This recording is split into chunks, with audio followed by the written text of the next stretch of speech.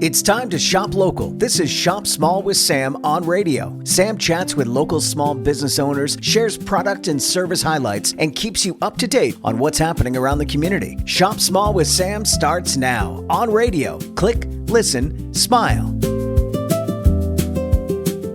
Welcome to Shop Small with Sam. This is episode number 18. My name is Sam Byer, and I love shopping small and sharing that with all of you. Today, I'll be speaking with Andrea from My Tiny Glass Garden. Based out of Holliston, Andrea creates mini succulent gardens in upcycled glass containers, bringing calm and beauty to your space. Welcome, Andrea.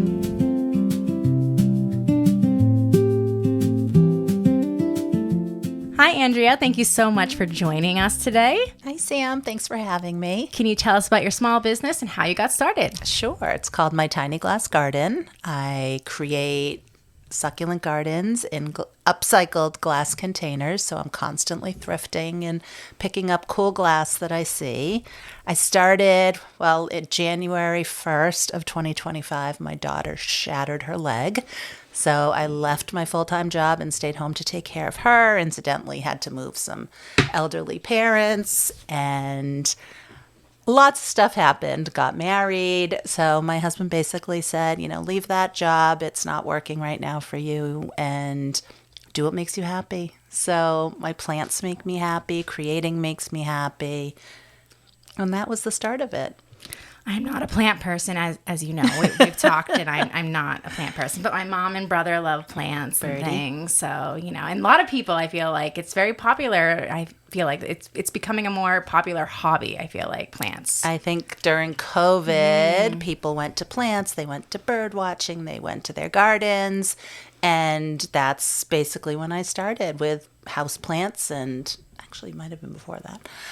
And just loving green everything. It just makes me feel relaxed and calm and serene. So I love to be surrounded by it. Where do you get your plants from? I have a couple of nurseries that I go to. One is Berries in Medway. One is Lancaster Gardens.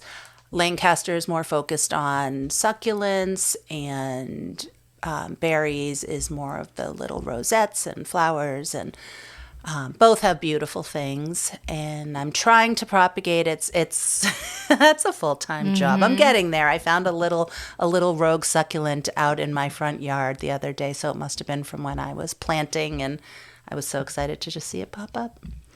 So when your husband told you to start doing something that you love, and you started this, how did you go about bringing your succulent dish gardens out so that people could know about your business? So I'm very impulsive. I take after my mom. She's 85, and she has a million different businesses. And one day she has a new business, and that's kind of how I've always been. I get a hobby, and I love it, and I say, okay, now I'm in business doing this. So this is the longest that this one has Okay, well, that's good. This is more now than that. It's definitely turned into a business. It's a full-time. It's more time than I spent in my full-time job. Wow. Yeah, between markets. So you asked me how I brought it to market. Yes. I just started investigating farmers markets and applying to them. And little by little, I started getting accepted. I noticed that I was kind of the only one doing what I was doing.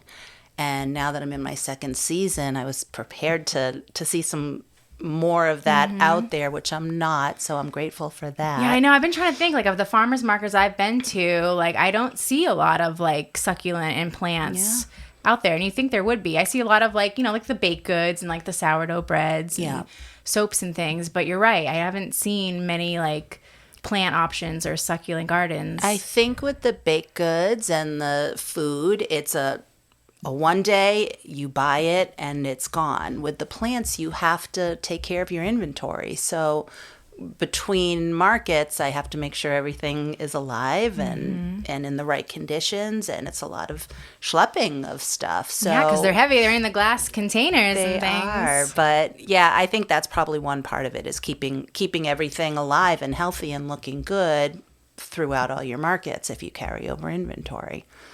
So can you tell us a little bit about how you put the gardens together? So what's your process for putting the gardens together? Well, you did one with I know me. I did, but, we want to hear from you. Yes. I actually investigated a lot because further into my story is I had purchased some succulent gardens in glass for my daughter, my son's girlfriend, my niece for the holidays, and they were beautiful, beautiful, beautiful.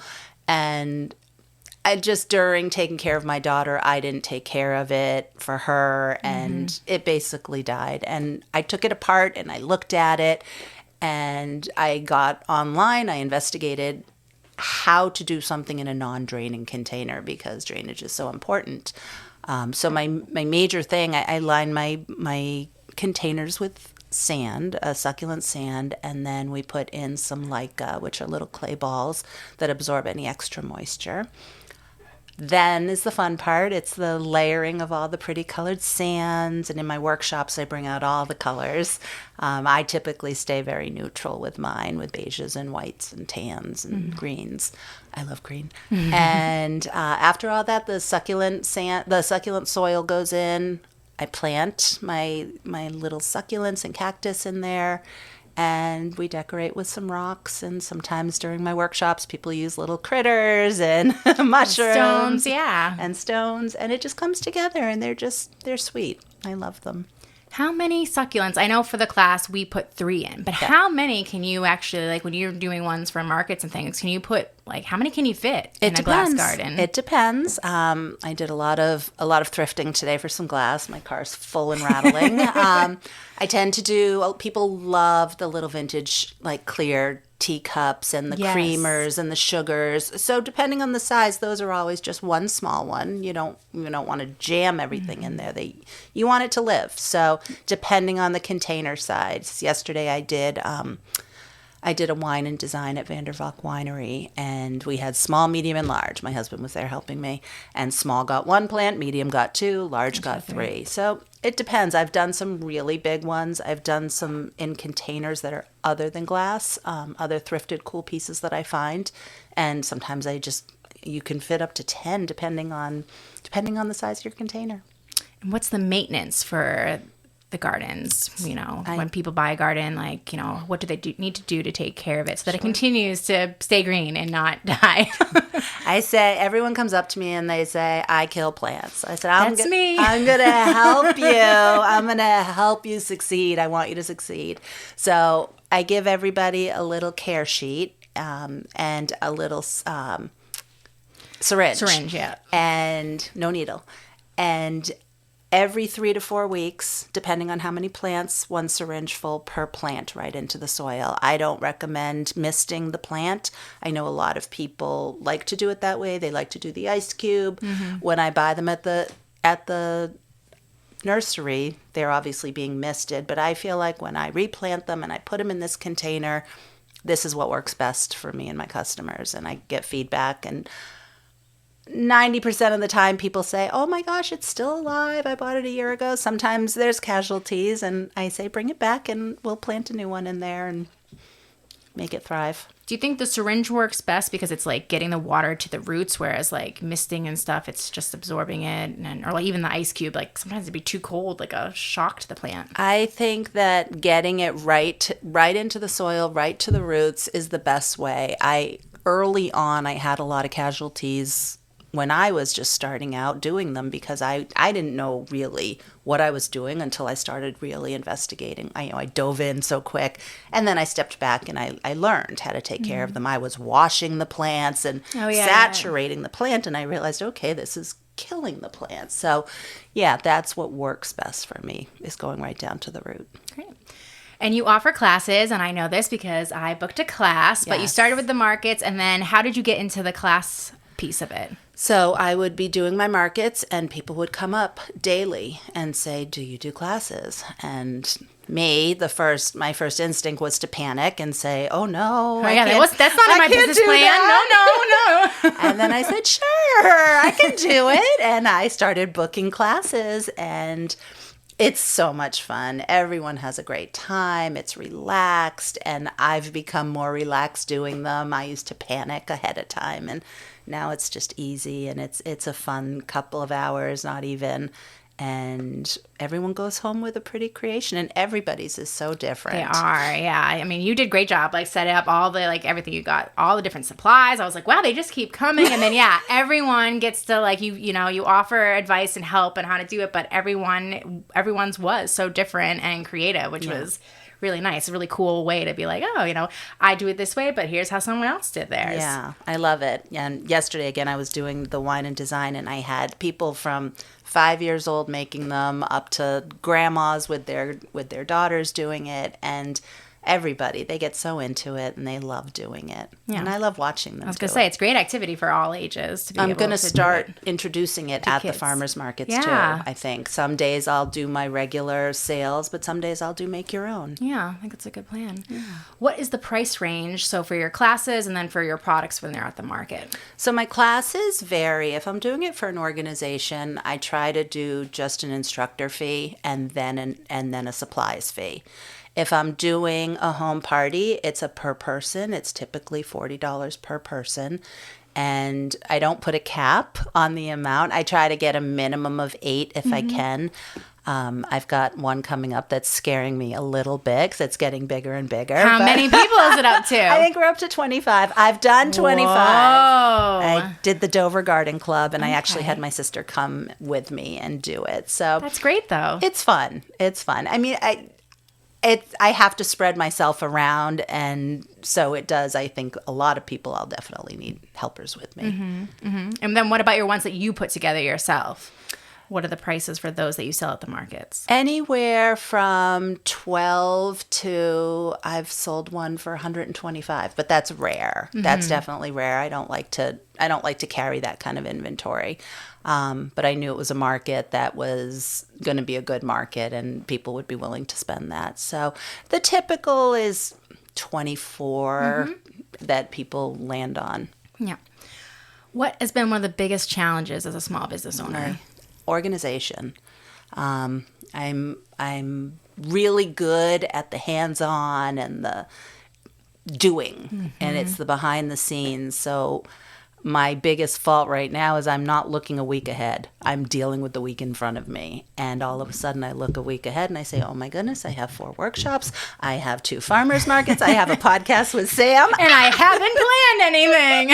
And I have no glass. And I have to get to the nursery. So organizing it's all in my calendar, but I need to train myself to look at that calendar at the beginning of the month or 2 months out. Right, really, or each, to plan. And inventory management. But it gets hard because I think you're trying to stay in the moment and just be like, all right, here's what I have on my schedule for this week. But yeah, you do have to, especially with workshops and classes and things, have to look ahead too. So I need the inventory of my things that I make. That's true, and if you need to get anything. But then I need the inventory of all the sand and the rocks for the workshops. So I have to put my head in 2 different places at 2 different times. But where do you get your sand and rocks? Like a lot of that I get online. Yeah. I have wholesale accounts at different places, so online is the easiest for me because more and more I find that you can't find things in the stores. It's just you have to go online and order. Yeah. Anything else you'd like the listeners to know about? Well, if you're interested in finding me, you can follow my Instagram, which is my Tiny Glass Garden, one word, and it will I try to post where I'm going to be, when I'm going to be there.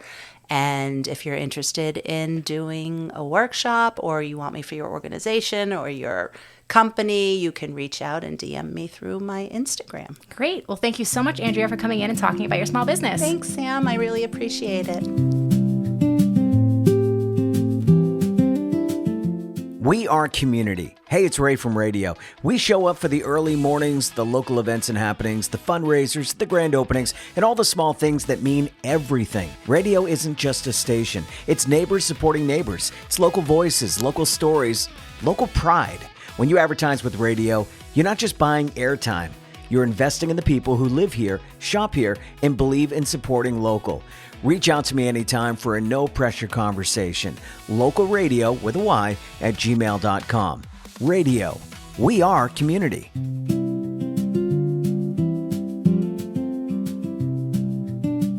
Welcome back to Shop Small with Sam. This week on Sam Small Finds, I traveled to Bolton to Bellamore Aesthetics and Vale and Hollis. So I came across, this business actually reached out to me. I am part of the Central Mass Mom Network, and I do a series for them, a volunteer series, which is Support Small, Love Local.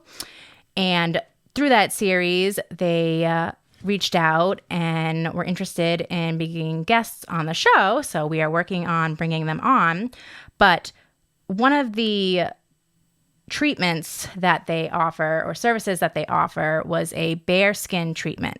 Now, I have never gotten any kind of facials or skin treatments before, but this one piqued my interest because I do suffer from a condition called keratosis pilaris, also known as KP or chicken bumps or strawberry skin. So the condition makes these like rough red bumps, usually on like your upper arms and like your thighs. You can like get it on your butt too. But it's not harmful or anything. It just like looks, bad. Like a lot of people, like I have a confidence like booster. I don't like to wear like sleeveless things, or I try to cover up my arms because I do have like a nervous tick habit of like picking at them. And yeah, so it's not good. And I have tried numerous scrubs and lotions and things trying to help reduce the appearance of these bumps, and nothing has seemed to help. And again, I have very sensitive skin. So when I saw this treatment that Bellamore Aesthetics offered, I was like, all right, like, is this good for KP? And she's like, that's exactly why I created it. It is for KP. So Kelly is the owner of Bellamore Aesthetics. She actually started in Florida. So there is a Bellamore Aesthetics in Florida, and I think she said Tampa, because I actually lived in Tallahassee for a year when I was dating my husband. But she's so she started in Tampa, and then she moved to Massachusetts because her fiance is here, and opened up the center there in Bolton. So yes, the treatment she recommended, and I was like, all right, I'm going to give it a try. Because again, I've tried all the lotions, I've tried all the creams, nothing seems to work. So maybe a more in-depth treatment is what I need to help get my condition under control. So Kelly was great. The treatment was like very easy. She used like a scrub on me that helped like exfoliate, because again, this condition has like skin built up underneath and like the hair follicles, and like it gets trapped, which causes those bumps to appear. So we started with, she like washed everything down and then used a scrub. And then she also, it was almost like a scraper sort of, so to speak, at one point she had used. But then she said like it's important that to exfoliate with this condition. So she was doing exfoliation. And then after that, she said you've got to moisturize it. So she gave me a little care package here to use at home and try. But basically what it was, you got to use the scrub first, because that's what helps on your arms and legs, she said, to exfoliate. And she said that you should do it twice a week, eventually building up to 3. And then you have to, after you've scrubbed all that, which is great, you have to then replenish and moisturize your skin. So then she gave me this beta gel, which is, I guess, is a serum, but also like an oil. And she said that helps hydrate the skin because, you have to rehydrate it afterwards. So she gave me this to try. So she had said that for this condition, she recommended 3 sessions once a month. So I did my first session. When did I do my first session? Because this is the second. So this was a couple weeks ago now. So then I will continue with 3 more sessions. And then after that, it will basically be up to me to keep up the routine at home. But the product she used, I had no problems with my sensitive skin. My skin actually felt and looked great, even just after 1 session. Again, I know it's going to take my part at home to continue doing the things that she told me. But hopefully with her treatments, at her spa, it will be more in depth to help clear it out. But then I should be able to tackle it on my own. But yeah, she gave me a little bit of the sponges, the scrub, and the oil. And then she also gave me these Patchology is the name, firming eye gels. I guess like you serve them on ice, and it's supposed to help reduce your puffy eyes and things. So I'll have to try this. But yes, highly recommend Kelly. She also does facial. She's very knowledgeable. She was actually a pre-med student. And then, she got into, what'd she say she got into? What's it called? Like not facials, plastic surgeries. Like she had learned like a lot throughout the way in dermatology, and then ended up, opening her business and helping people with, facials and skin treatments. So highly recommend checking that out. And again, they do want to come on the podcast. She shares the space with Vale in Hollis. So Vale in Hollis is the woman who owns it. Her name is Jenner. And she has been in the cosmetic industry. I can't remember now. It was like for a number of years. But her side of the business is she has, makeup. She has fragrances. She has like shampoo and hair care. I'm just trying to pull up the photo that I took outside the door of their business because it basically had all of what it was what she did. Where is it? So many photos on my phone, guys. Okay, yes. So yeah, makeup, skincare, fragrance, complimentary foundation matching, and summer skin refreshes. But everything to do with, makeup and like your skincare. And again, Jenner was been in the cosmetic industry for years and years, and then she went and opened up her own business. So she was very knowledgeable as well. I took a look at like the different products there. I actually ended up going with a hair product there, which was a Roz Evergreen Style Cream, because I was looking for something to style my hair with, because I don't do a lot with my hair. I basically just like let it air dry. I have never put my hair up. Like I don't know. My mom like would do one thing on my hair, which were like these Alice in Wonderlands is what she called them, which was like half up, half down. But like, that's the only thing. I have never been good with my hair. I will occasionally try to curl it and it will look nice, but otherwise I don't know how to braid. I don't know how to do any of that. So if my two girls, when they get older, want to do things, I will probably have to take some classes because I've just never done anything with my hair. But she recommended this styling cream. I haven't used it yet, but I am looking forward to it. She said she uses it herself and it works really well, but it's a buildable styling cream. So I put it on my hair when it's dry to sculpt and hold and add shine. And she said you only need like a dime amount to put on. And I'm like, really? That's small. But she goes, a little goes a long way. So I will definitely try that. But all of the products that Jenner has in the store all come from women-owned businesses. Everything is like cruelty-free, not tested on animals. Pretty sure the stuff was like vegan. So everything has been properly like vetted and from companies who have a high standard for those what did you call it? For those parameters. I don't know. That might not be the right word, but I recommend checking that out as well. And she does offer makeup tutorial classes. She will do like prom events, or if you have an event, you want like makeup done for an event, she'll do that. I'm like, oh, that actually sounds pretty cool. I think I did one. My mom might have took me into a makeup class when I was younger, when it was like time for me to start wearing makeup. And I'm like, I should probably do one again. Cause I'm not really sure like if I'm wearing the right things. I wear minimal makeup to begin with, but it might be a cool thing to check out. But Vale and Hollis and Bellamore Aesthetics in the same building. It'll say Vale and Hollis if you visit in person, but Bellamore Aesthetics is inside there. But that is in Bolton. And in that same plaza, after I went for my treatment, they had a cafe there called the Bolton Bean. And I was like, well, I of course have to check this out. So they offered a bunch of different breakfast items. They served breakfast all day. They had lunches, so they had wraps and salads, and then they had coffees and chais and iced tea. Cute little building. I was told that the tuna was really good, so I went with the tuna wrap, which was, let's see, I have it up here on the menu, dill tuna. It's the afternoon, guys. It's not morning. I feel like I'm tired. Dill tuna, romaine, tomato, pickles, and onions, and then I got it on my choice of wrap. So I went with a wheat wrap there. And it wasn't bad. It was good. I don't typically put pickles on my tuna, so like that was interesting, but I like pickles and it tasted pretty good. So maybe I'll start putting pickles on my tuna. I also had to try their chai. And the iced chai latte was really good. I didn't add any flavors to it. I just did standard to just see, and I definitely would get it again. So you can stop by, get a treatment, pick out some cosmetic products, and then you could go over to the Bolton Bean and have some lunch. Or like I said, they serve breakfast all day. They had both indoor and a little outdoor seating, and there's plenty of parking in that lot. So if you're in Bolton, be sure to check out those small businesses.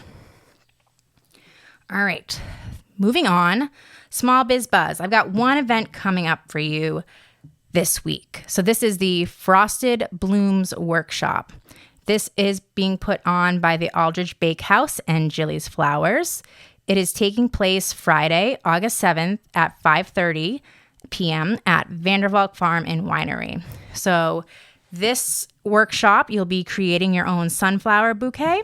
It's August. I feel like sunflowers are the flower for August, or I feel like it is, or is it September? I don't know. I know it's a summer flower, but you can make your own sunflower bouquet and decorate your own 6-pack of cupcakes, which on the event, it looked like you could like design them like sunflowers. So a real sunflower bouquet and then some sunflower cupcakes.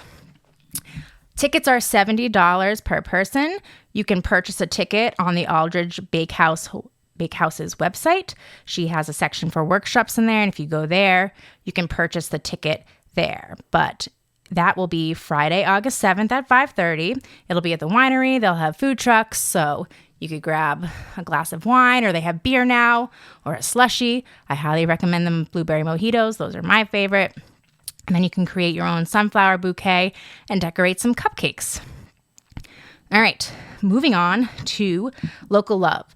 So as you guys know, I've been struggling with this, and I feel like the form wasn't getting a ton of responses, so I wanted to mix it up. I was like, all right, I didn't think I was asking too much in the form, but maybe people didn't want to like click it and go through and put all that in, or, you know, couldn't find it, even though I have it pinned, but no worries. We're going to try something new. So what I did, and I'm just going to pull it up on my phone now, was that I'm going to start making a post in the Radio Shop Small with Sam Facebook group whenever it's time that, you know, each bi-weekly week to have a local love submission. And that way I'll make a post there. And then you can just comment on that post with, you know, comment below the small business and tell me why you love them.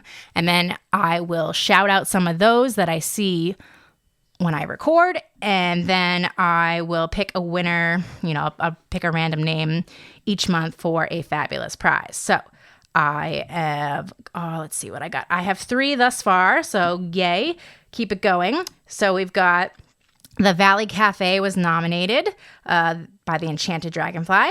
They were on the show a few weeks ago now, yeah. Their food is delicious and the peeps are awesome. And then we have, let's see, what else we got? We have Julie from Love on the Rocks, Jules. She has nominated Blooming Hearts Roastery and Cafe, a hidden little gem in the town of Milford. They are a great team. They have a great assortment of coffee, pastries, and when you walk in, they know your name and they know how you take your coffee. And that for me stands out. It's really, you know, nice when you walk in someplace and they know your name and like, oh, the usual. It's like, yeah, thank you. So we have that. And then Dawn has recommended Seed to Stem, Dawn, did you already send Seed to Stem up before? You might have been one of the first ones before, but I get it. It's a brand new month. But yeah, Seed to Stem, they have a location in Westboro and they have one in Worcester as well. And they offer a wide variety of plants and unique home decor. So yes, thank you for those local love nominations. Again, we're going to put it on Facebook and see if that helps. And you can just comment with the name of the business and tell me why you love them. And then you'll be entered to win a fabulous prize, which I will come up with. All right, that is going to do it for episode number 18. Thank you again to Andrea for coming in and speaking to us about my tiny glass garden. Thanks to our community partner, Diamond Moon Boutique, located in Milford, a local boutique offering stylish women's clothing and accessories in all sizes. Thank you so much for listening, and don't forget to shop small.